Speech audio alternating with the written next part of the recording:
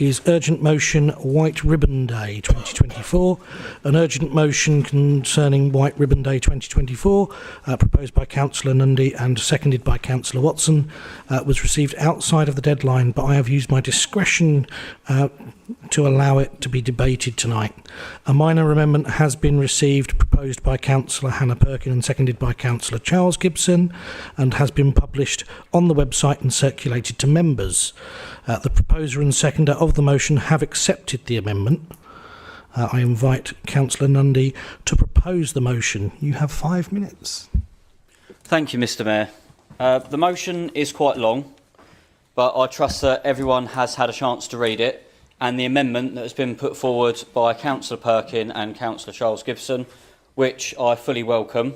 I will say on one part of the amendment, though, that the funding criteria means that the focus recently has been on Sittingbourne High Street and Sheerness High Street, because the work is data-led and came from funding from the PCC. But I would absolutely support the part of their amendment that would see the schemes being rolled out across the rest of the borough, because domestic abuse and violence against women and girls is a pervasive issue that affects women and girls everywhere.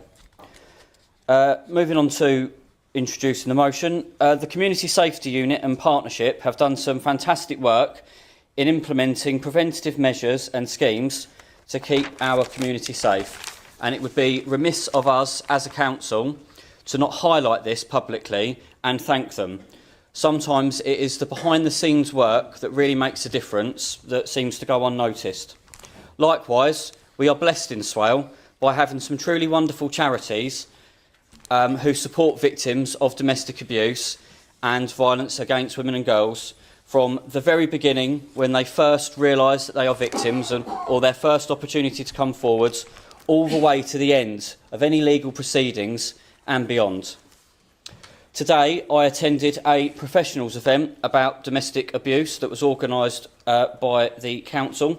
It was absolutely harrowing, to be quite frank. 37% increase in domestic abuse over the past 5 years. 20% of all crime in Kent is domestic abuse related. 2 women every single week killed by a current or former ex-partner. And one thing that was highlighted today at this event is that 32% of every suicide in the United Kingdom is related to domestic abuse. The tagline of that section was, "The person most likely to kill a domestic abuse victim is the victim themselves." But there is a light at the end of the tunnel. A very brave woman who was a victim of an awful, awful case of domestic abuse stood up and told her story and how she managed to survive, attributing a lot of her success to the support she received from Setida. There are other charities in Swale too, New Leaf and Clarion, who themselves will have survivors who may not be here today without the support that they received from our voluntary sector that supports victims of domestic abuse. The autumn budget has created a vacuum as it has closed funding streams. Our charities in Swale that keep our women and girls safe predict a funding loss of around £250,000, which will have a devastating impact on their ability to support our women and girls in Swale.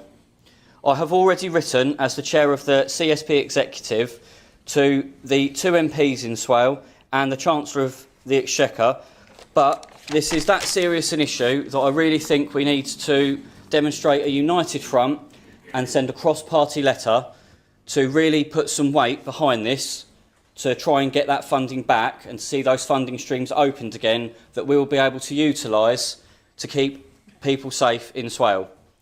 The other parts of the motion are about reaffirming our previous commitments to create preventative strategies and victim-centred approach, and I really must thank Councillor Perkin because I didn't actually realise that prior to me becoming a councillor we'd already agreed to do something, so I do appreciate you for correcting me on that. Many of these focus on the primary objectives of the White Ribbon campaign, which is to engage with men and boys.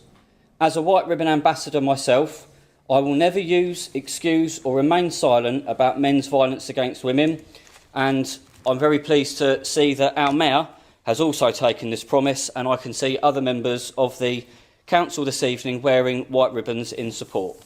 This is a promise that, quite frankly, we should all be making, and we should be encouraging all men and boys in Swale to make. And we can do this by implementing Chapter 3 of the Istanbul Convention, which largely focuses on getting the engagement and support from men and boys. Time, Councillor. Ultimately, it is men committing violence against women and girls and domestic abuse, and so it is by encouraging men in preventative ways to stop this. Even things like calling out your mates and making jokes that reinforce negative stereotypes may seem a small and insignificant act, but it could make all the difference to someone later on down the line. Please support the motion so that we can protect our women and girls. Thank you. Thank you, Councillor.